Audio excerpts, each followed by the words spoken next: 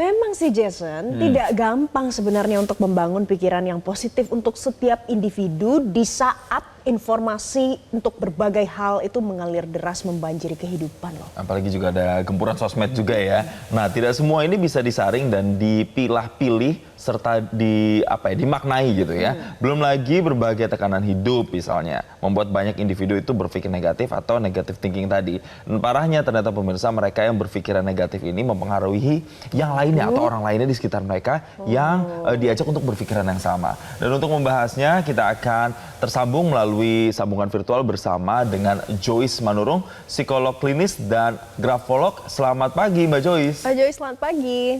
Selamat pagi Mbak Valen, Mas Jason, apa kabar? Sehat? Sehat. Sehat, mudah-mudahan sehat ya. Dan tidak overthinking ya. Dan tidak overthinking. Tapi kayaknya kalau kita lihat apa yang terjadi di sosmed deh yang paling kelihatan deh. Ini kan lagi banyak nih hashtag misalnya Indonesia gelap, abis itu kabur aja dulu, itu kan juga sempat rame. Apakah itu dampak dari tingkat stres masyarakat yang tinggi atau kecemasan yang berlebihan atau overthinking tadi tuh Mbak Joyce? Ya, sebenarnya kalau kita bicara soal overthinking ini ada beberapa faktor ya. Memang ada orang-orang yang memiliki bawaan overthinking gitu. Bisa itu karena bentukan, pola asuh, kebiasaan, atau memang karena paparan yang terus-menerus. Ya ibaratnya ya Mas Jason, Mbak Valen, kalau kita tiap hari ini ketemu ngobrol sama orang yang selalu khawatir gitu.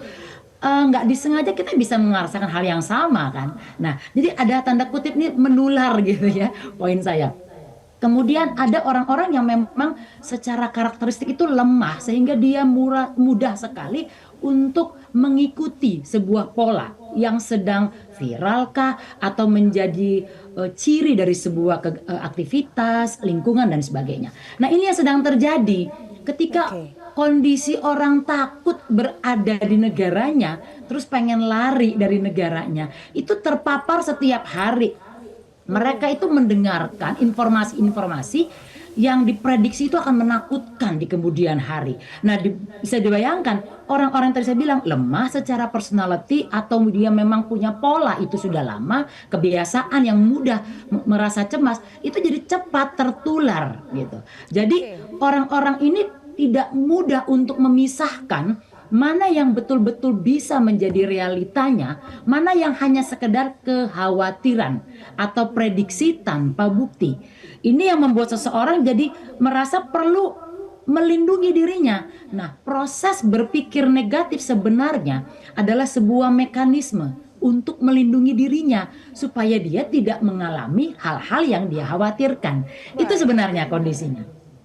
Oke, jadi kondisinya seperti itu cukup rumit ya Jason ya. Kalau memang banyak sekali ternyata orang yang mungkin tertular karena melihat di media sosial. Mbak Joyce, karena kali ini kita juga membuka saluran telepon untuk beberapa penanya atau yang mau memberikan tanggapan. Sudah tersambung bersama kami ada Mbak Nana dari Tangerang. Mbak Nana, selamat pagi. Silahkan Mbak. Mbak Valen, Mas Jason, Mbak Joyce. Mbak Joyce, jadi ini terkait tema kita ini kan memang berpengaruh juga ya sama saya. Kalau belakangan saya lihat berita itu bikin saya tuh jadi kayak capek gitu loh. Kalau ngelihat situasi tuh bawaannya tuh emosi gitu. Nah terus jadi stres, berujung stres, dan sementara ini tuh juga berdampak di lingkungan saya yang lain, misalkan kayak di dunia kerja atau ketika saya berinteraksi sama orang tuh karena saya udah stres sama ngelihat situasi terus jadi bawaannya tuh emosi gitu. Gimana cara paling termudah untuk saya bisa ngatur emosi saya sendiri, sementara kan kalau saya ngelihat situasi kondisi negara tuh kayak kok banyak banget yang jadi bikin susah ya gitu. Paling nggak biar menolong saya diri saya sendiri dulu aja gitu biar nggak terlalu stres. Baik, terima kasih Mbak Nana. Kita tanyakan langsung ke Mbak Joyce. Mbak Joyce, itu tadi kalau misalnya terpapar seperti itu ternyata makin stres, bisa memicu emosi. Tapi di saat yang bersamaan kan manusia punya logika ya. Itu kenapa bisa semakin susah untuk mengatasi ini Mbak Joyce? Nah ini yang menarik. Sebenarnya kalau sekedar khawatir itu sesuatu yang wajar. Justru kita perlu khawatir. Karena kekhawatiran adalah sebuah perlindungan tadi saya katakan ya. Orang mengantisipasi sebuah keadaan perubahan melalui kekhawatiran. Jadi dibutuhkan. Namun kalau kekhawatiran ini sudah bersifat repetitif, dia ngulang terus, muncul terus. Dan yang paling parah tuh kalau sudah persisten katanya. Dia ada aja di kepala kita. Nggak kepengen dia muncul. Jadi tidak terkendali sifatnya. Ini yang jadi persoalan. Yang disebut sebagai repetitive negative thinking. Jadi proses berpikir negatifnya jadi terus menerus. Nah tadi yang dikatakan oleh Mbak Nana, lama kelamaan karena dia berulang dan persisten, dia mengganggu kenyamanan kita, mengganggu rasa aman kita. Yang biasanya itu muncul 2-3 hari. Tapi ini bisa berminggu-minggu. Dan tanpa kita merasakan nyatanya saja, kita tetap khawatir. Nah kalau sudah ini kondisinya, dia tidak lagi sekedar khawatir. Tapi sudah masuk dalam kondisi tadi RNT tadi ya, RNT tadi atau ruminasi namanya. Nah kalau ini sudah terjadi, sebenarnya Mbak Nana sudah mengalami satu faktor risiko yang bersifat transdiagnostik. Artinya itu bisa memunculkan beberapa gangguan mental yang sebelumnya nggak ada. Stres itu kan konteksnya adalah gangguan dalam pikiran yang berimbas pada fisik. Kita jadi sulit tidur, terganggu makan, asam lambung naik gitu ya misalnya. Nah kalau ini terus dialami dan kemudian tidak diolah, dia akan berkembang semakin kompleks. Yang bisa memunculkan gangguan mental. Lama-lama yang muncul adalah gangguan kecemasan. Nah kalau ini nggak lagi terselesaikan, dia bisa mengalami gangguan kecemasan akut atau gangguan-gangguan lain. Nah ini yang dikhawatirkan Mbak Nana. Nah kalau sudah begini, salah satu saran pertama adalah kita mengukur apakah yang kita alami sekarang sekedar hanya khawatir atau sudah masuk kondisi repetitive negative thinking tadi. Nah kalau ini sudah terjadi berarti harus perlu penanganan secara klinis misalnya. Kita perlu sharing, berbagi dengan orang-orang di sekitar kita. Bener nggak sih pikiran saya ini? Atau cuma saya aja yang merasakan takut, cemas?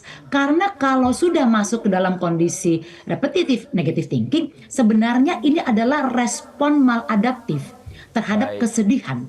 Jadi yang Mbak Nana rasakan poin utamanya adalah sedih. Sedih kalau nanti ngalamin begini, sedih Mbak Joyce, begini gitu. Ya, kami sudah dapat poinnya. Tapi kalau misalnya ini kan bercerita atau sharing itu adalah sesuatu yang memang diperlukan. Tapi apa dampaknya ketika misalnya kita sharing, tapi orang-orang yang kita sharing itu justru berkontribusi lebih untuk menambah negative thinking tadi. Misalnya dia justru juga membuat pemberitaan yang selama ini dibaca atau dikonsumsi di media sosial makin divalidasi, makin membuat berat pikirannya. Iya. Betul. Pilih dan pilah. Sharing itu nggak boleh ke semua orang. Ya biasanya kita harus memilih orang yang paling kita anggap itu mumpuni berpikirnya, logis itu yang penting. Lalu yang kedua kalau memungkinkan datang ke psikolog. Namun paling penting juga kalau kita tahu bahwa banyak kondisi-kondisi yang memungkinkan kita berpikir negatif, berhenti scrolling media sosial. Gitu. Kemudian membatasi kita membaca atau menonton video-video yang memaparkan hal itu pada kita. Bahkan ada satu saran yang cukup ekstrim tuh, kita keluar dari komunitasnya untuk sementara. Kalau kita anggap komunitas itu memang mengancam kita karena terus menyampaikan informasi negatif. Dan yang paling penting adalah aktif secara fisik. Jadi kita perlu satu namanya mekanisme distraksi. Jadi kalau kita tahu nih, kita sudah punya pikiran yang negatif ini bakal muncul, kita sudah punya pola. Contoh, ambil gitar, main musik gitu ya. Langsung cepat-cepat menulis di dalam diarinya atau sebuah cerita gitu. Atau kita langsung olahraga atau masak atau apapun. Dibuat sebuah satu aktivitas yang merupakan mekanisme distraksi. Itu boleh dipilih sebenarnya. Oke. Jadi hari ini Mbak Joyce saya senang sekali karena Mbak Joyce kasih saran untuk pemirsa di rumah, untuk kita berdua ya Jason. Mungkin saja kalau Anda belum sadar mungkin ini bagian dari overthinking. Jadi sarannya itu yang paling menarik adalah stop scrolling media sosial dan cari aktivitas lain yang bikin kita jadi terdistraksi. Mbak Joyce terima kasih karena hari ini sudah bergabung di Selamat Pagi Indonesia. Jelajahi cara baru mendapatkan informasi. Download Metro TV Extend sekarang.